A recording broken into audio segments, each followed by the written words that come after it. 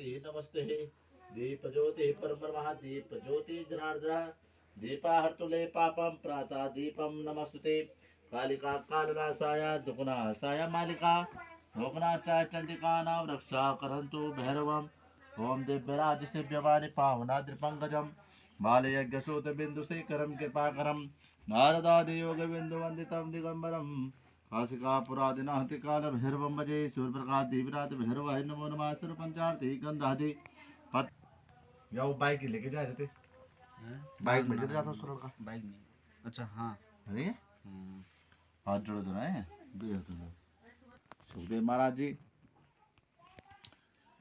अब भगवान की ऐसे लीला चली जब नारद जी ने बड़े प्यार से भगवान विष्णु जी से कहा कि हे प्रभु अब कथा कौन सुनाएगा और कौन उस कथा को श्रवण करेगा, श्रोता और सोता। तो इसी प्रकार से बोला गया कि हे परमात्मा अब आपको जो है भगवान ने किसका ध्यान करा, वेद व्यास जी का गुरु का ध्यान किया।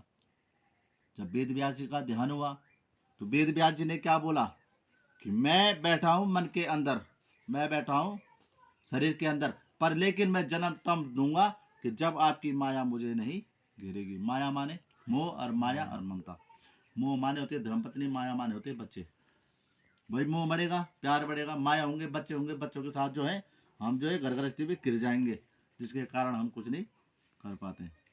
इसी प्रकार से जब वेद व्यास जी का जन्म हुआ तो वेद व्यास जी ने सीधा भगवान विष्णु से कहा कि श्री हरि मैं इस धरती में तब जन्म लूंगा कि जब आपकी माया मुझे नहीं घेरेगी।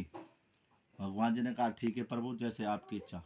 वेद व्यास जी का जन्म हुआ, जैसे जन्म हुआ वहां जो है वन तत्वा में चले गए, वन में चले गए। जब वन में जाते रहे, जाते जाते कुछ समय बीतने के बाद जब श्रीमद् भागवत कथा की रचना हुई तो भागवत कथा की रचना में गौकर्ण की कथा है। गौकर्ण में जो है उनकी मुक्ति पाने के लिए जब गौकर्ण ने अपने भाई की कथा करवाई थी, वाराणसी क्षेत्र में 88,000 सोनर से जो है उस कथा को श्रवण कर रहे थे। तो जब 7 दिन की वो कथा चली उसके बाद जो है खंड बने गए।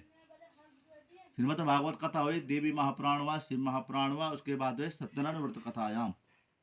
अब वेद व्यास जी कहाँ गए, सत्यनारायण कथा में आ गए। इसमें देर का नेमी सारण्य ऋषि आसून का दया। नेमी सारण्य तीर्थ में जो है 88,000 सोनक ऋषि बैठे हैं और उसके बीच में रेत का ढैया है और रेत के ढैया में साक्षात जो है गुरुदेव जो है वेद व्यास जी बैठे हुए हैं। सुनने वाले कौन है, श्रोता। 88,000 ऋषि सुन रहे, मुनि सुन रहे उस कथा को। उस समय जब वो कथा चली तो प्रसंग ऐसा चला कि जो चिड़िया थी वो उनका चुचाना बंद हो गया था। हवा जो वेग चल रहा था उन वेग उन्होंने अपने इंद्रदेव ने बरसाना बंद कर दिया था। जब कथा श्रवण हुई उसी समय वेद व्यास जी ने कथा सुनाई और कहते कहते कहने लगे कि एक समय की बात है, नारद जी भ्रमण करते करते कहाँ बोले मृत्यु लोक में आए।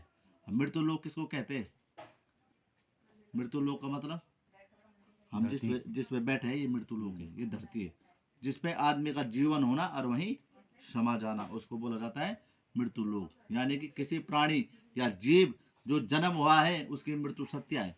यहाँ तक कि पेड़ पौधे, भाई एक बीज होगा वो बीज बोएगा, उसके जगह में नया बीज पौधा पैदा होगा, जो पुराना बीज होगा वो कट के या गल के खत्म हो जाएगा।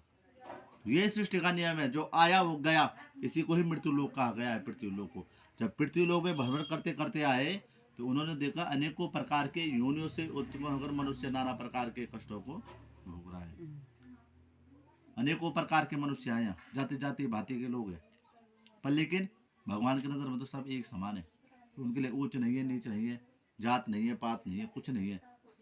भाई इंसान को जब हॉस्पिटल में आदमी जाता है तो उस समय ये देखा जाता है किसका खून है, उस समय तो उसको बचाना है, खाली बचाने का प्रयास रहता है।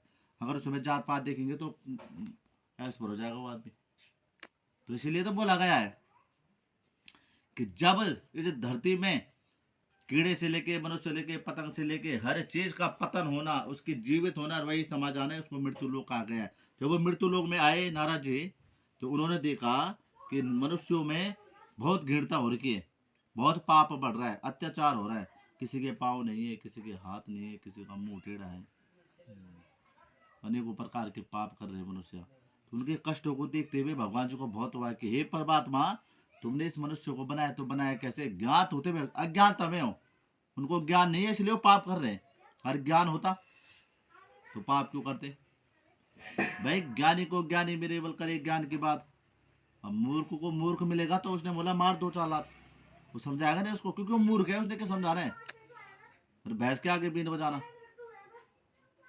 अब भैंस की बुद्धि होती तो भैंस को गाय की बुद्धि तो समझता हो, भैंस है, भैंस को क्या समझाना है?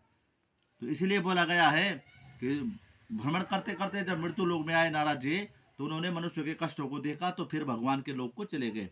जब भगवान को लोक को गए तो वहां जाके भगवान नारायण के दर्शन किए। नारायण के दर्शन करके क्या बोला कि हे प्रभु, आपने तो इस धरती की बहुत अच्छी रचना की है। सबसे पहले पृथ्वी पर जल बनाया, सबसे पहले तो जल था, पृथ्वी तो बाद में हुई। और जल के अंदर क्या थी? पृथ्वी थी। और पृथ्वी को जो है सुंदर ढंग से रचाया गया, 7 पर्वत बनाए गए, समुद्र बनाए गए, 5 नदियों का संगम किया गया, पेड़ पौधे। धरती मनुष्य की तो बाद में हुई, पहले तो धरती जीवों की थी।